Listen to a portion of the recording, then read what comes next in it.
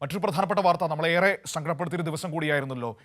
നമ്മുടെ പ്രിയപ്പെട്ട ഭാവഗായകൻ പി ജയചന്ദ്രൻ അദ്ദേഹം നമ്മളെ വിട്ടുപിരിഞ്ഞിരിക്കുകയാണ്. ഇപ്പോൾ പൊതുദർശനം സംഗീത നാടക അക്കാദമിയിലും അവസാനിച്ചിരിക്കുകയാണ്. മൃതദേഹം പൂങ്കുന്നത്തെ വീട്ടിലേക്ക് കൊണ്ടുപോവുകയാണ്.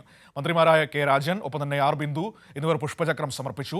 കൈരളി ടിവിക്ക് വേണ്ടി ടി ആർ അജയൻ പുഷ്പചക്രം സമർപ്പിച്ചു. സംസ്കാരം നാളെ നടക്കും. പറവൂർ ചേന്നമംഗലം പാലയത്ത് തറവാട്ടിലാണ് സംസ്കാര ചടങ്ങുകൾ നടക്കുക. ശരത്ത് ചേരുകയാണ് വിവരങ്ങളുമായി. ശരത്ത്, അദ്ദേഹത്തിൻ്റെ സംഗീത നാടക അക്കാദമിയിലെ പൊതുദർശന പരിപാടികളും അവസാനിച്ചിരിക്കുകയാണ്. തിരികെ ഏറ്റവും പ്രിയപ്പെട്ട ഇടമായ പൂങ്കുന്നത്തെ വീട്ടിലേക്ക് മടങ്ങിയിരിക്കുകയാണ്. മന്ത്രിമാരടക്കം സംസ്ഥാന സർക്കാരിന് വേണ്ടി പുഷ്പചക്രം സമർപ്പിച്ചു. സമഗ്രമായ വിവരങ്ങൾ.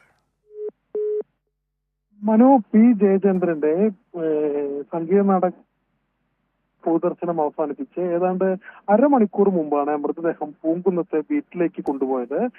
വലിയ ആൾക്കൂട്ടം തന്നെ അദ്ദേഹത്തിന്റെ പാട്ടുകളെ ഇഷ്ടപ്പെടുന്ന, അദ്ദേഹത്തെ ഇഷ്ടപ്പെടുന്ന, കലയെ ഇഷ്ടപ്പെടുന്ന നിരവധി ആളുകളാണ് അദ്ദേഹത്തിന് അന്തിമോപചാരം അർപ്പിക്കുന്നതിന് വേണ്ടിയിട്ട് സംസ്ഥാനത്തിന്റെ വിവിധ ഭാഗങ്ങളിൽ നിന്ന് കൊച്ചി റീജിയണൽ തിയേറ്ററിലേക്ക് ഒഴുകിയെത്തിയിരുന്നത്. K Rajan, R Bindu, A K Saseendran, മുൻ കെ പി സി സി പ്രസിഡന്റായ വി എം സുധീരൻ ഉൾപ്പെടെയുള്ളവർ അദ്ദേഹത്തിന് അന്തിമോപചാരം അർപ്പിക്കാനെത്തി. മുൻ പ്രതിപക്ഷ നേതാവ് രമേശ് ചെന്നിത്തല എത്തിയിരുന്നു. മുഖ്യമന്ത്രി ആർ പുഷ്പചക്രം അർപ്പിച്ചത് വേണ്ടിയിട്ട് കൈരളി ന്യൂസ്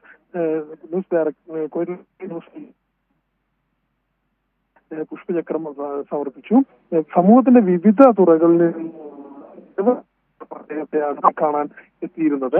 ഇതിനുശേഷം അദ്ദേഹത്തിന്റെ പൂങ്കുന്നത്തെ വീട്ടിലേക്കാണ് മൃതദേഹം മാറ്റിയിരിക്കുന്നത്. നാളെയാണ് സംസ്കാരം. വീട്ടിലാണ് സംസ്കാരം ചടങ്ങുകൾ നടക്കുക. ശരത്താണ് വിവരങ്ങൾ നൽകിയത്. രാവിലെ പൂങ്കുന്നത്തെ വീട്ടിൽ പൊതുദർശനം ഉണ്ടായിരുന്നു. അതിനുശേഷം സംഗീത നാടക അക്കാദമിയിൽ പൊതുദർശനം നടന്നു. ഇപ്പോൾ തിരികെ വീണ്ടും പൂങ്കുന്നത്തെ വീട്ടിലേക്ക് മടങ്ങുകയാണ്. വിവരങ്ങളാണ് ശരത്ത് നൽകിയത്.